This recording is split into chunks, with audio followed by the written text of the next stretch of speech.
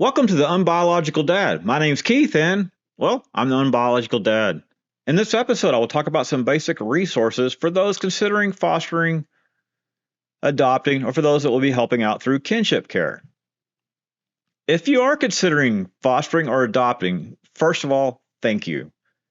There are around 20,000 children that age out of foster care each year with nobody to call family. And you are considering something that will help a child not to be one of those 20,000. One of the best places to learn about adopting from state foster care is adoptuskids.org. Obviously, that's for the people that are watching this from the United States. I'm sure other countries have similar sites available. When on your journey to adopt or foster, read everything that you can about parenting and specifically about parenting children with trauma, as adoption and fostering does not occur without someone's loss. I think that was probably the thing that I didn't really grasp like I should have when we first started our journey. But I quickly saw that, yeah, that's the truth. That we sometimes forget about the children in this, even though we're trying to help the children. So be sure to read some good materials such as The Connected Child, Bring Hope and Healing to Your Adopted Family by Karen Purvis. It's a terrific book to start with. I would love to interview her sometime if anyone watching knows her.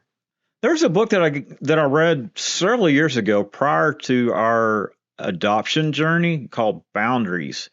And while that book doesn't sound like it would help with adoption specific topics, it does help with relationships. And guess what? Every family has relationships. And when you adopt, you're actually bringing in more family. And so it's a good idea to know proper boundaries. And this book is very good at defining those and helping you get through those muddy waters. Again, while it is about relationships, it also has some information that is very pertinent to when it comes to raising children and teaching them proper boundaries with their peers, which, as you know, today is a huge problem with social media and that kind of thing. Boundaries need to be kept. The Body Keeps the Score. Brain, Mind, and Body are in Healing of Trauma. That was a terrific book to read also.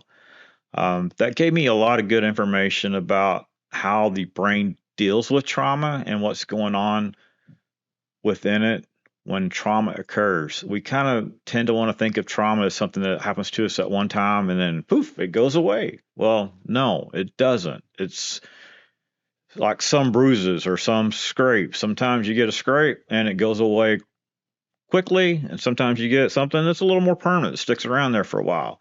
Trauma's the same way with the brain. So that's an excellent book to read as well. There was one that a friend of mine suggested to me several years ago, A Walk to Beautiful by Jimmy Wayne, The Power of Love and a Homeless Kid That Found the Way. This is a terrific book about, it was, if I remember correctly, it's an older couple that helped him out. They weren't related. They were kind of grandparent type age with him. And they took him in and mentored him and really helped him through his journey. That's a terrific book to read for both those that have been adopted or in foster care or don't really have parents that are really engaged with them. And it kind of tells both sides of the story pretty well. It kind of gives you an idea of even if you're not in this to permanently adopt or have the children in your custody permanently, it's a good idea to mentor the children. We these days we kind of just we complain a lot. Try mentoring instead of complaining a lot. Another really good book, Peaceful Parent, Happy Kids: How to Stop Yelling and Start Connecting. This is something I struggle with. I need to absorb more of that. It talks about what yelling does to your kid. I remember seeing a meme. It was actually a sign at a counselor's office, and it showed these faces just yelling at a kid, bad things at the kid. And I don't remember what the catchphrase was on it, but basically you're filling them with garbage and expect them to do good. No, no, don't do that. Raising an emotionally intelligent child, the heart of parenting. We tend to think a lot about physical development with children. I mean, whenever you go to the doctor with the toddler or whatever, they have their growth charts, and they obviously do talk about what the child should be capable of speech wise and that kind of thing. But we don't really think that much about emotions. And this is a really good book to kind of dig into the emotion part of it. I know we're not supposed to talk about emotions, especially as guys, but yeah, it's still a thing. How Children Succeed, Grit, Curiosity, and the Hidden Power of Character. It's funny how the cycles work with parenting and children. You know, if you grow up in tough times, your parents didn't have a whole lot of stuff to give you, right? And so when that child becomes a parent, they tend to want to give children everything they have. And then with that child, they don't really learn some of the hard lessons that they should learn. I'm not saying, make them go out and ride motorcycles without helmets, anything like that. We do need to protect them and put them in certain guardrails. But we also need to allow them to experiencing things on their own. And as I recall, that's kind of how this book goes. How Children Succeed, Grit, Curiosity, and the Hidden Power of Character. Next book, Raising Positive Kids in a Negative World. This title speaks for itself. The world is very negative right now. It seems like we're getting even more polarized with our politics and thoughts and whatever. And that's a really good book to help address some of that. The Challenging Child, well, again, that's one of those that the title kind of speaks for itself. Something to think about with, again, adoption, kinship care, fostering. We really need to look at what's going on through those children's eyes. And the Challenging Child does that. It digs in a little bit, gives us an idea of why they're challenging, how we can better help them. Again, it kind of goes back to that one about the screaming at the kids. When they're doing stupid stuff, you just want to yell at them, right? That's no. We need to find better ways of interacting with our children.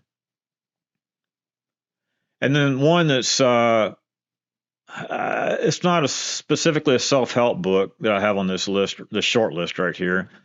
The Road to Our Daughter, a true story of older child adoption process. That's a really good one if you're considering adopting like out of state foster care or an older child, kinship adoption, something like that. It kind of shows their pathway of what it was, much like I'll be talking about on this channel about my pathway in some of these videos.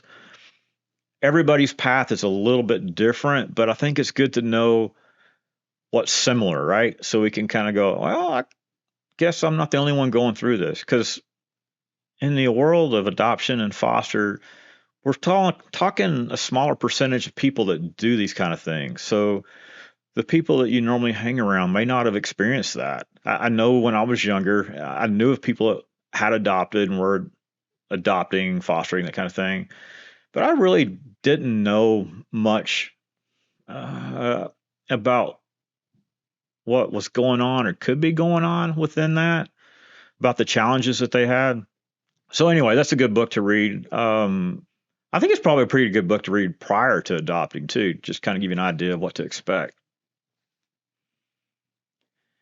So personally, I wish that I'd studied more about foster adopted children prior to adopting. They have you take classes, and it's kind of odd to me, at least here in Georgia, we had to take more classes to foster than adopt, because we kind of got in a situation where we thought we might be fostering and needed to take that prior to adopting. So we ended up taking some of the fostering classes. But anyway, it's a good idea to study everything you can about foster adopted children prior to adopting. And I don't mean just from the parent's perspective. Reach out if you know somebody that's been adopted and you know that they might be kind of open to talking to you about their situation. Reach out to them too, because it's not good to get one-sided on any topic, and especially this one. There were many things that I did not think through when adopting, as far as seeing it from the adopted child side. There are many more terrific reads. Look for them in the description, right down there. I am an Amazon affiliates associate due to my other channel, and I'll probably place a bunch of links through Amazon. Of course, you can just look for the book titles and purchase them however you want. A really good resource for this kind of thing.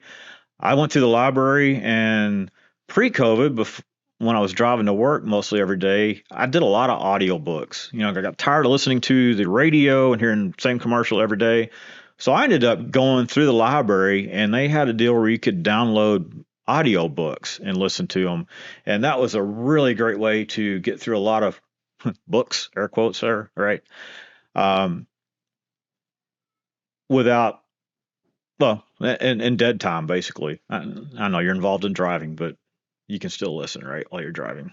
Another really good resource is groups within social media platforms, and they can be bad too sometimes. Use caution when posting in these groups to make sure that it isn't public. I had a group that I was in, and we discovered that it was public and that anybody could see the post. And usually, this kind of information you don't necessarily want out there in public. So make sure the group that you're about to join is set to private. If not, then keep that in mind, or better yet, just don't join it, because we don't want to let out too much personal information. I've been active in several adoption groups throughout the adoption portion of one of our children, and now I'm more currently grandparents raising grandchildren groups.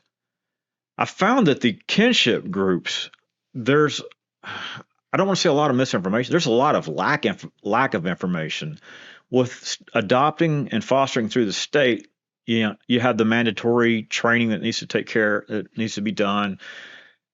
The adoption providers, those companies, agencies, those adoption agencies tend to give you information and show you where to find it. But when you're in kinship, when you get that knock on the door and then there's some kids there and they're asking if you want to take these kids because something bad happened, I'm trying to be very cautious here. When we went through this part of it, we were going through it during COVID. So we had the worst possible experience of trying to get a hold of people because of the lockdowns through COVID and everything. So anyway,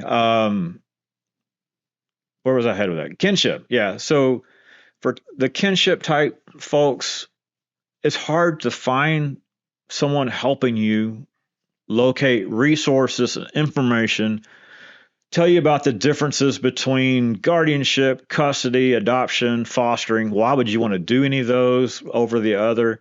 And that's kind of what I'm hoping to help you out with here on this channel, but also jump into some of these groups on Facebook or wherever that are closely associated with what journey that you are going through. Anyway, there are many great resources out there, but sometimes it can be difficult weeding out the good from the bad and just simply knowing where they are. In my next video, I'll probably talk about financial resources like TANF. That was always one of the big things that came up, and TANF is TANF. And that is something that comes up a lot in these groups, is getting financial aid. And TANF is one of the ways to do it. It's not the only way. And I will also talk about Medicaid or medical insurance through this as well. Maybe in the next video, and it may be a separate video. It depends on how long I go on talking. So anyway, thank you for watching. Please like, subscribe, and click that notification bell to be notified when future episodes are published, and help spread this channel out there.